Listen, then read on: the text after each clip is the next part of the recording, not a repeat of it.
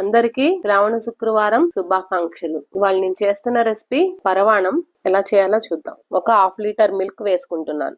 ఆ పాలకి ఈ గ్లాస్ తో 1 గ్లాస్ రైస్ వేసుకుంటున్నాను. ఒక 2 టేబుల్ స్పూన్స్ సగ్గుబియ్యం కూడా వేసుకుంటున్నాను. సగ్గుబియ్యం వేసుకోవటం వలన థిక్నెస్ అది బాగుంటుంది. శుభ్రంగా వాష్ చేసుకుని రైస్ ని పాలల్లో వేసేసుకుంటున్నాను.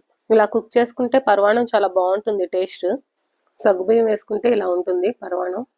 బాగా మెత్తగా ఉడికిపోయింది రైస్ కూడా. కొంచెం యాలకుల పొడి కూడా వేసుకుంటున్నాను.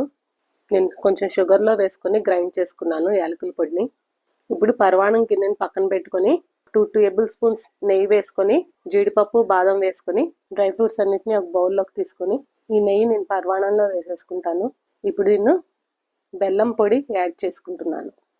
ఇప్పుడు నేను డ్రై ఫ్రూట్స్ అవి వేయించుకున్నాను కదా, ఆ నెయ్యి దీంట్లో వేసేసుకుంటున్నాను. ఇప్పుడు వేయించుకున్న డ్రై ఫ్రూట్స్ కూడా వేసుకొని సర్వింగ్ బౌల్లోకి తీసుకోవటమే.